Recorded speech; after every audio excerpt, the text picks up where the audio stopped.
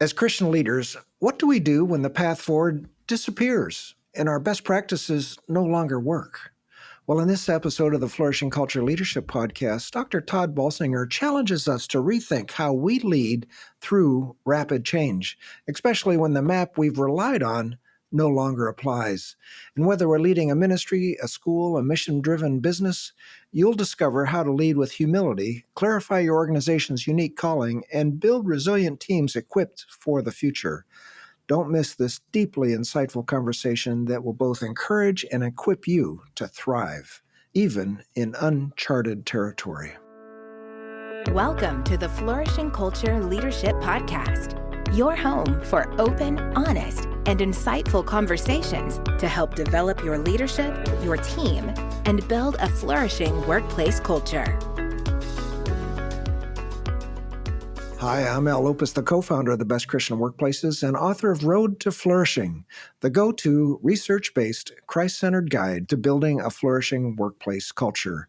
My passion is to equip Christian leaders like you to create engaged, flourishing workplaces where people thrive and organizations make a significant kingdom impact. And if you'd like to learn more about my book or opportunities for me to speak, this podcast, or recent articles I've written, I invite you to visit allopus.org. That's allopus.org. Let's journey together toward building workplaces where your faith, leadership, and organization flourish. I'm delighted to welcome Dr. Todd Bolsinger to the podcast today. Todd's the founder and principal of A.E. Sloan Leadership and author of numerous leadership books. Throughout our conversation, you'll hear Todd share about how to lead with adaptive resilience when the challenges you face no longer have clear solutions, and why clarifying your organization's core mission is essential for navigating change and staying grounded in purpose, and how to build a leadership culture rooted in trust, vulnerability, and spiritual formation to sustain long-term impact. I think you're going to love this interview with Todd Bolsinger, but before we dive in, this podcast is proudly sponsored by the Best Christian Workplaces Employee Engagement Survey, the most trusted employee engagement tool for faith-based organizations. With thousands of leaders already using our platform, each new participant strengthens the growing network committed to flourishing workplace cultures. What makes us unique? Well, we're the only research-based, biblically grounded employee engagement survey designed specifically for Christian-led organizations, providing insight and transformation through a kingdom lens. As today's guest, Dr. Todd Bolsinger, reminds us, leaders need to be humble enough to listen and curious enough to keep learning, especially from the people they serve. That's exactly what our survey helps you do. So don't wait. Now is the ideal time to gather actionable feedback from your team and begin building a healthier, Christ-centered workplace. So visit workplaces.org to learn more and to start your journey today. I'd also like to say hello to our new listeners and thanks for joining us as we honor your investment of time by creating valuable episodes like this. And now let me just tell you a little bit more about Dr. Todd Bolsinger. Todd's the founder and principal of A.E. Sloan Leadership, Inc., the executive director of the Dupree Center Church Leadership Institute, and the associate professor of leadership formation at Fuller Seminary. He's also the author of the Outreach Resource of the Year in Pastoral Leadership, Canoeing the Mountains, published by InterVarsity Press, and the Christian Book Award finalist, Tempered Resilience. His latest series of 4 leadership books focusing on practicing change are also available. Todd has a PhD in theology and an MDiv from Fuller Seminary. So here's my conversation with Todd Bolsinger. Todd, it's great to have you back on the podcast, and I'm looking forward to following up on our conversation from last year. I'm glad to be back on too, Al. Thank you very much for having me. So, Todd, we talked about some of the themes of leading through change in our podcast conversation last year, and then I heard you speak recently at the Murdoch Trust Leadership Now conference, and I wanted to come back and talk with you on this podcast because you had such important insight for faith-based leaders. In your work, you help faith leaders thrive as change leaders. And many of our organizations, we need to continue to change to stay up with what God wants us to be.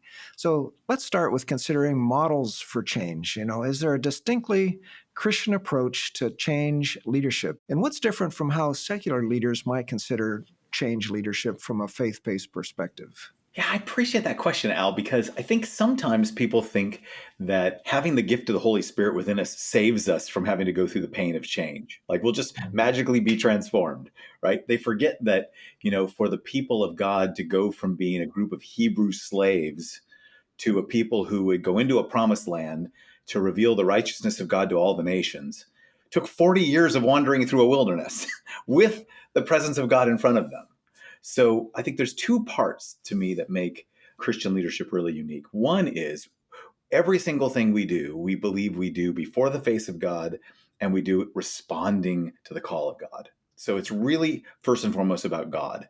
It's not about whether we're successful as leaders or whether we please anybody else. It's really about God being first and foremost.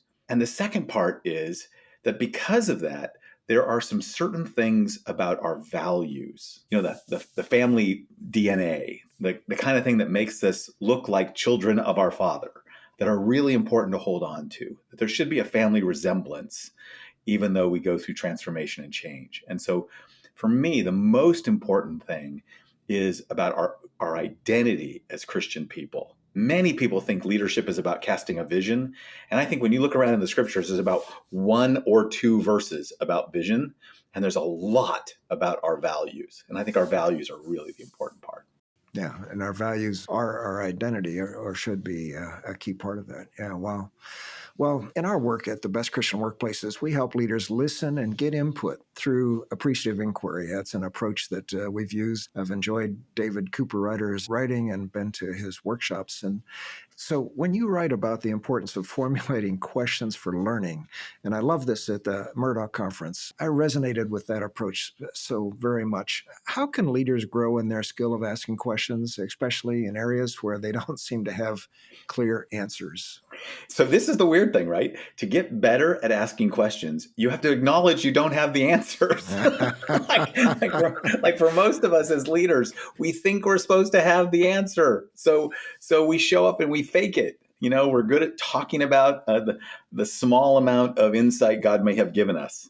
Instead, to become a good question asker starts with being curious and humble, acknowledging what you don't know, and being willing to show up as a beginner who needs to genuinely ask for help. I think when you get curious and humble, that's why humility is the critical skill set for a leader going through change.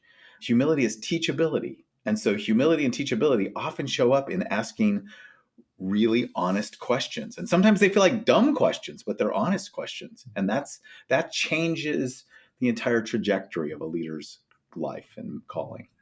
With humility, saying, I don't know, tell me more, is a great way to get started. And I love the appreciative inquiry approach. I've heard you describe it too, of asking positive, forward-thinking questions of how can we move in this direction. Yeah. So while we can't predict the future, Todd, we know that leaders over the long haul have to help their people and organizations adapt to change. I mean, one thing we know is change is happening faster than ever before. So you have a thought process through the adaptive change process, you call it. So give us an overview of this process, and what are some of the steps in moving an organization through an adaptive change process that you've written about? Yeah, so one of the ways to think about adaptive change is adaptive leadership is the leadership that's needed when you get into an environment where you no longer have best practices, when you're not an expert anymore. So, and that's important to recognize. There are places in our lives where we are experts. I said, I work at a seminary. Everybody who comes to the seminary, somebody said to them, you're the best Christian I know. You should go pro. You should go off to professional Christian school. Is that what they do? Right? Okay. And what we do is we give them a bunch of skill sets to be really good at stuff like interpreting the scriptures and listening to the heart cries of people, teaching people how to pray. We teach people how to preach sermons on the Trinity without committing heresy. Like there's some skill sets you learn along the way. But if all of a sudden you find yourself in a context where your best practices no longer work so easily. Now you have to use a different kind of leadership that starts with learning. That's why the whole notion of humility is so important. When you don't know what to do, like there's a powerful passage in Second Chronicles that I come back to a lot. Jehoshaphat, who is the king, for the first time is facing not one, not two, but three armies. A good military king, but he doesn't know what to do with three armies. And so he literally gathers the people together and he prays, Lord, we do not know what to do, but our eyes are on you. And that changes everything. And so adaptive leadership is really about the leadership you need when you're not an expert, when you actually have to learn as you go, and where you're going to have to let go of the things that brought you this far, where some of the things that are most dear to you are going to have to be left behind. And so it's always about navigating learning and loss. And if you're taking people through learning and loss, you're taking them through adaptive leadership. And that's what we work every single day with people. So what got us here won't get us there. Is that that's, well, you wrote a book, Todd. You're kind of getting right at the theme, Canoeing the Mountains. And that's really what that book was about. How do you say it? When you don't know what the best practice is, it's kind of like Lewis and Clark is the example where, well, they got to the mountains and their canoes weren't working anymore. So they had to think about a different approach. Yeah. It's this great example out of U.S. history because almost everybody who took high school U.S. history can remember Lewis and Clark somewhere back in there. And what they were remarkable is they were really, really gifted. I mean, they were considered one of the most successful military ventures in the history of the United States. But they were charged to find a water route that would connect the Gulf of Mexico to the Pacific Ocean. And when they got to the Rocky Mountains, they finally discovered there was no water route. And the one thing you can't do if you're a bunch of water guys is keep paddling. And they realized that they had to actually explore a whole new terrain that nobody of European descent had ever been there. They had no maps.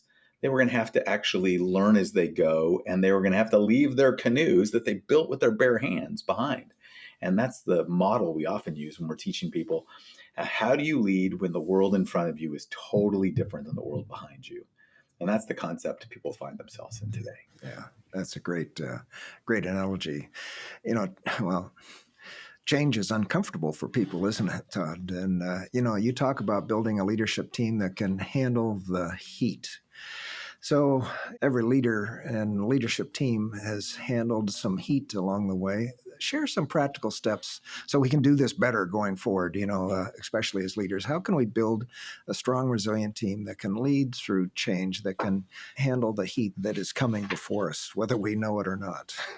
Well, one of the first things they can do is contact you guys, your organization, because that's what you guys are really good at is assessing, can our team flourish with the mission that we have in front of us, and what do we have to work on? So, and in one sense, I'm really serious about that what happens to teams when you all of a sudden find yourselves when you're off the map and there's no best practices and you can't just do what you always done, is you actually have to have a high degree of trust so that you can take on the hard decisions you're going to have to make together that are going to inevitably be resisted by people. I mean, nobody wants to hear, hey, we're going to have to leave behind something that we really care about. If you came on this trip thinking it was a canoe trip and all of a sudden we tell you that there's no water, you're going to be disappointed in us, even though that's the geography, right? But what you're to talk about is you have to pull a team together. We call it, we use the phrase that Patrick Lencioni made famous. We said, your executive team has to be your first team. You've got to trust each other really well so you can have candid conversations and begin to make hard decisions about what's going to make the mission flourish. How are we going to accomplish the mission that we've been given? And that takes a high degree of trust and health. And we work with organizations on how to develop it. And then when they have a high degree of trust and health, we help them figure out how to make those real-time, hard, adaptive decisions and lead forward in an adaptive way. Yeah, to go back to the Lewis and Clark analogy, you just caused me to think, okay, so here we are at the foothills of the Rocky Mountains, and Lewis and Clark have pulled their team together, and they say, okay, guys, well, we said this was a canoe trip. Exactly. But that's not working for us, so let's come up with a plan. And oh, by the way, we need somebody that can help us work with these Native American groups that we're running into so we don't get killed along the way, right? Right, right, right. Yeah, you start realizing that when you get into, we call it uncharted territory, right? When you get off the map, when you get beyond your best practices. So we have like a lot of schools, for example, you and I were talking about universities and Christian schools. Well, up until this year, you could look at the demographic trends and know that every year the cohort of kids every year was getting bigger and bigger and bigger. Well, in 2025, we're now facing a demographic cliff. The birth rates are declining. We're going to get smaller and smaller and smaller. So if all of your strategies were about how to use marketing to capture a growing number of kids, and you start realizing that now you're facing, as a university or a school, a completely different environment that we haven't had in 40 years, declining population. Well, now we're going to have to learn to think all differently about stuff like it's basic things like how do we fill the seats in our classes? How do we make sure we have the enrollment numbers we need and the tuition we need? I mean, it causes us to really have to take on some profoundly deep questions. And for Christian institutions, it's even deeper because we live in a world that's profoundly different than it was 40 years ago. Well, that's a perfect lead into, okay, so let's go a little deeper. And when you're in this environment, you're off the map.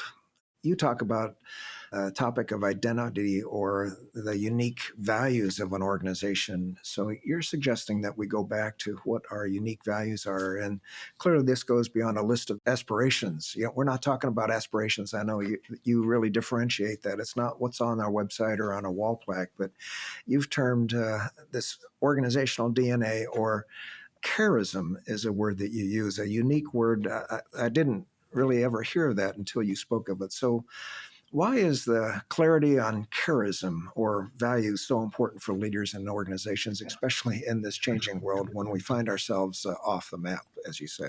Yeah, yeah. So charism is a great word because it actually comes out of the Catholic tradition. So Catholic brothers and sisters would be lighting up right now. They would hear that.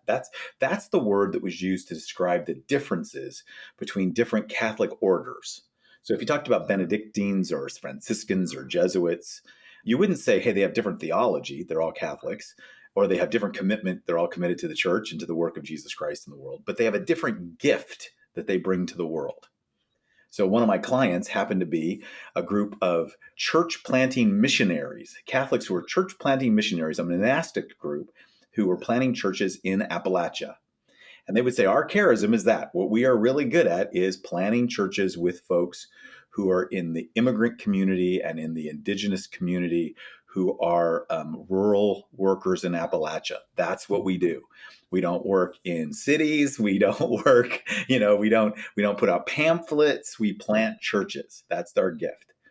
Well, what we've often said is, I believe that every church, every community, every organization has a gift that they can bring to the world, and that there might be similar to other ones, but there's a unique gift. And that gift comes out of your identity, just like a person's calling comes out of who they are and their own sets of their own personal identity. And so what we do is we start with churches and organizations and universities, and we say to them, before you think about change, let's get clear on what will never change. Let's get clear on our identity and our gift, the thing we bring to the world that makes us unique. And then we can start asking about how that needs to apply to the pain of a changing world in a unique way. And so charism speaks to the pain point of the world, and then it causes us from there to get really clear on where we need to be transformed and grow and adapt. So every community has a gift, and each of us listening, think about, well, what is the gift that God has given our community, and how that comes out of our identity. It causes me to think about Laterno University, Steve Mason, as they're ministry partners of ours, and they've gone through that, and they've kind of identified themselves as the Polytechnique Christian University, because of their background, their unique founding, with R.G. Laterno and, his whole focus on engineering and equipment. And yeah. Yeah, I'll give you another example from a school we worked with. We worked with a school that's a Christian high school in a pretty affluent area in California, and it's surrounded by other prep schools, schools that are really good at sending kids to the Ivy League. And they decided that what they really wanted to do is get a faculty who would help them be kind of a Christian prep school. And they were actually struggling with that. They were actually their enrollment wasn't as strong as they thought, and people were getting disgruntled. And they called us in to do what we do. And so we did an assessment, we did a bunch of listening, and we came back to them and said, "Okay, when we ask your faculty, they came here because they would like to be a Christian prep school. But when we asked your parents, when we asked your students why they're here, they said, we want to be here because we want to be part of a school where we are known personally. We're not interested in a prep school. We could go to a prep school and we go to a church. We're interested in a school that allows us to be mentored personally."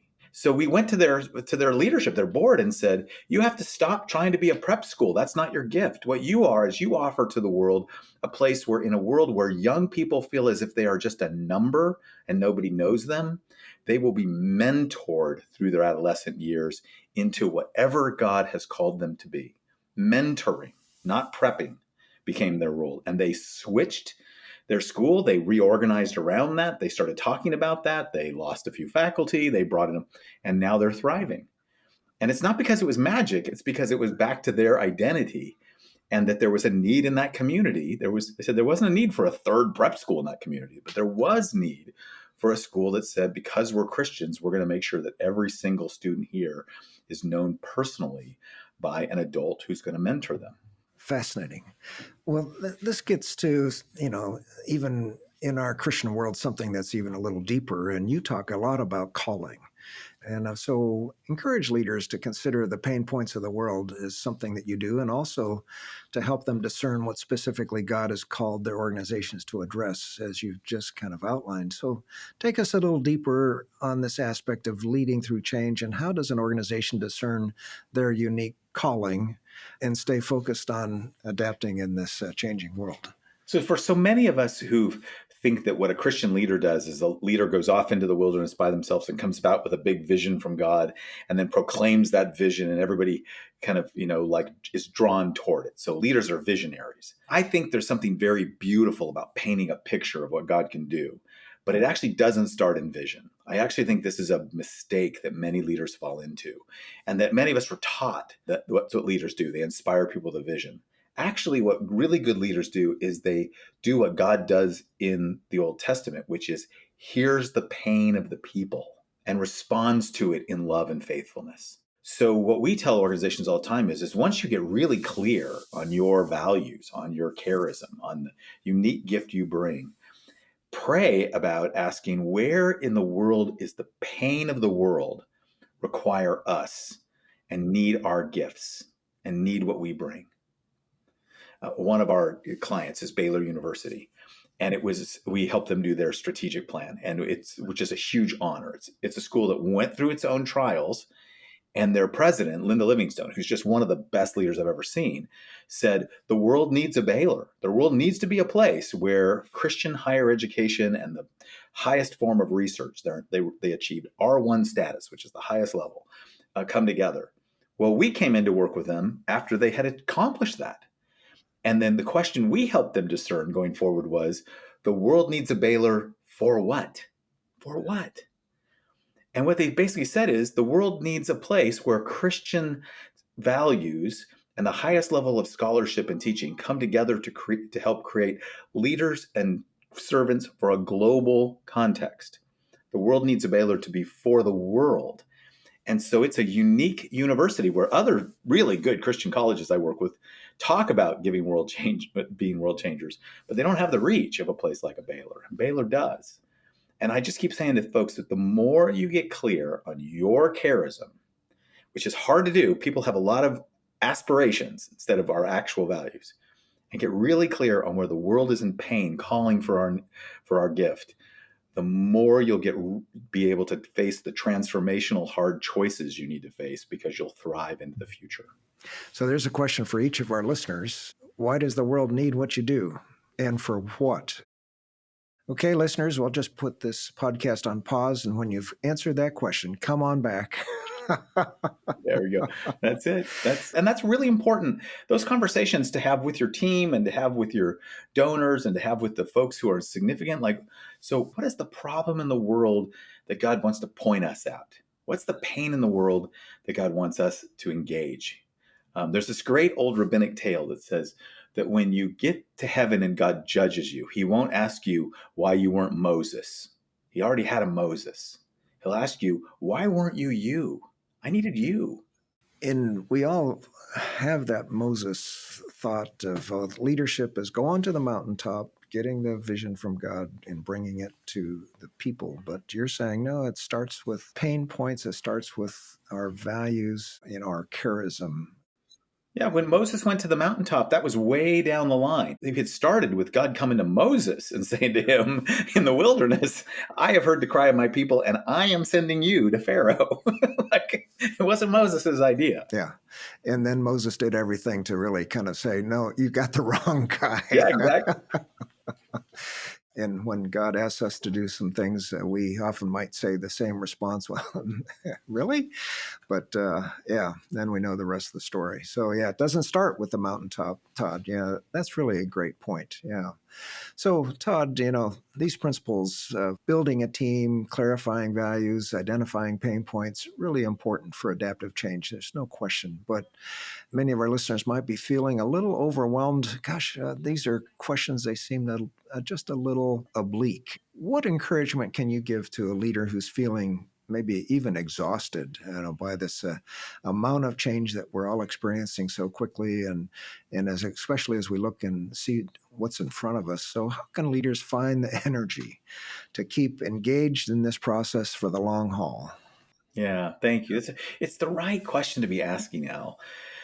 I think the first thing I do with leaders is I ask them this question, which is, what is the problem in the world that you believe your organization is called to work on? Like, in other words, if God answers all your prayers, what's going to be different? Like, just start with that. Because for a lot of leaders, if they're honest, what they'll say is, well, the problem that I was brought here to work on is to make sure this organization didn't die. Right?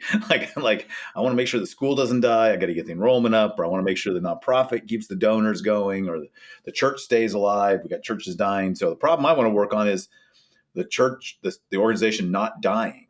And I had someone really profoundly say to me, Todd, nobody cares if your institution survives. They only care if your institution cares about them. So get out there and figure out what they care about and help them with that. Show them that God cares about them. And that switch, for most leaders I know, if they can get really clear on that switch, then they begin to have energy, because now they can begin to ask a lot of things they can let go of, or begin to at least talk about letting go of. Because a lot of what we do is just for institutional survival. And that gets daunting after a while. And really, it's like carrying that canoe over the mountains. Yeah. So leaders, yeah, we're not about trying to keep our organizations alive, but people want to know that we're caring about them in the process. Wow. Well, Todd, we've learned so much. So I'm going to ask you one more example, like the Baylor example. I have two thoughts off the top of my head. One is going back to this idea about people surviving. I say this to church leaders all the time. I said, you know what? I'm not here. Our company works with helping faith leaders thrive as change leaders. We do speaking and consulting and coaching. We work with lots of organizations, but the one thing we'll never tell you is that we can promise you that your organization will survive. Paul's churches didn't survive. They all died. But we're here. So we work on your mission. We work on helping you fulfill your mission. And if that means that you don't have a mission, we'll help you figure that out, that you don't. And maybe your season's over. I worked with one of the churches. The second illustration is that one of the churches I worked with it had been a growing mega church, 5,000 members, moving to 10,000 members. Like, it was on its way, and it was completely convinced that it was supposed to be this big mega church. And the conviction of the church leaders came back and said, but our deepest value is that we would be missional. We need to care about our neighbors more than we need to care about growing the numbers of our church. Our neighbors are more important than our numbers, they said. So they started looking at their neighbors and recognized that their neighborhood was changing, and their neighborhood was becoming really multi-ethnic. And they said, we could stay a homogeneous church and we could keep getting people driving in here and our numbers will go up. But our mission is to our neighbors, and our neighbors need us to look different. And so they became a multi-ethnic community. And they are thriving. They're the most amazing church. I just worshiped with them about a month ago, and I was like in tears because they look like the kingdom of God. They look like every tribe and tongue and nation, and they are this beautiful example of having to make a shift so that people in their own neighborhoods feel welcome. They only have one problem, Al, which is that pastor, who is one of the best leaders I know, preaches every single week to 500 empty seats because there were a whole lot of folks that cared more about numbers than they cared about neighbors. And when they said we're going to be multi-ethnic, they said, yeah, I don't want to be a part of the church that's like my neighborhood. I want to be a part of a church that looks like me. And so they left. So the pain of having to actually pay attention to your deepest values and stay committed to that, especially when the people who started with you get grumbling and want to go back to Egypt and care more about flesh pots than they care about the faithfulness of following God, is really hard. And that's exactly what this church is doing. And we work with them, and I've worked with them now for 4 years. And it's one of the churches I'm the most proud of because I watched them making hard decisions to embody more and more of the gospel. I mean, this is a Bible church. They literally go, we have this vision because it comes right out of Revelation, every tribe and tongue and nation. And that's what we are to be. And that's what they do. Yeah. Wow. Great story. Yeah. Well, Todd, this has just been a great conversation, talking about change, talking about asking good questions, starting with, well, I don't know. Help me, being curious, being humble. As leaders, are those that we're leading, will they say about us that we're curious, that we're humble, that we kind of show up as a beginner, asking about pain points? And then the way you talk about adaptive change was really helpful, knowing that I think you've said, God's eyes are on us. And, how do we handle the heat that we face? And that's building trust, having a team that's together and being the first team, to use Lencioni's approach. And we clearly are on the same page with that. And when we're in a place where now we're off the map, I love that analogy. We get off the map and, okay, so what is it that we really are going to focus on and be successful at? And that is understanding our own charism, as you describe it. And that's just very helpful about knowing who we are and starting with our own identity. And let's get off of vision.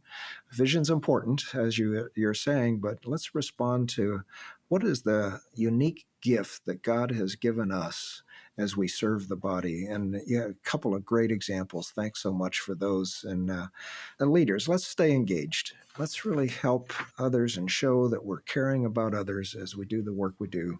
So, this has just been a great conversation. Todd, how about a bottom line, something that you'd like to leave us with? So Al, I've got this little book series that just came out, 4 books, each of them less than 100 pages. They're all on one of the big mistakes that really good leaders make. This comes out of 10 years of coaching people on these big mistakes. And one of them is people think they can outwork the problems. They can just try harder. And there's a little book called How Not to Waste a Crisis, Quit Trying Harder. And in that series of 4 books. And I would say the first thing that you need to do as a leader is stop paddling harder if you know there's no water in the river. Instead, start learning differently. And if you can be a learner as a leader, then you can keep moving forward. So you're going to have to actually quit trying harder and actually start leading the learning. I like that analogy so much more than beating a dead horse. So no need. Let's go with that. Really thoughtful. Thank you, Todd, so much. Thanks for your contributions today. Thanks for your commitment to developing thriving leaders who can adapt to the future of the world that we're in. And thanks so much for spending your time with us and speaking in the lives of so many of our listeners. Thank you so much for listening to my conversation with Todd, and I hope you enjoyed it as much as I did. And you can always find ways to connect with him and links to everything we discussed in the show notes and transcript at workplaces.org/podcast. And if you have any suggestions for me about our podcast or have any suggestions on flourishing workplace cultures, please email me, al@workplaces.org. And as you reflect on today's conversation with Todd Bolsinger, ask yourself, where is God inviting you to lead with greater humility, deeper courage, and renewed clarity of vision? Adaptive leadership isn't all about having all the answers. It's about cultivating trust, learning together, and staying rooted in the calling God has placed on your organization. So if you're ready to take the next step toward building a flourishing, Christ-centered workplace culture, start by listening well to your team. Visit workplaces.org to learn how the Best Christian Workplaces Employee Engagement Survey can help you lead with insight, curiosity, and purpose. And keep listening to our weekly podcast as we continue to learn from leaders who are proven inspirational leaders. And next week, I'll be talking with Bishop Jeffrey Dudley Sr., the author of Leading Through the Storms. The Flourishing Culture Leadership Podcast is sponsored by Best Christian Workplaces. If you need support building a flourishing workplace culture, please visit workplaces.org for more information. We'll see you again next week for more valuable content to help you develop strong leaders and build a flourishing workplace culture.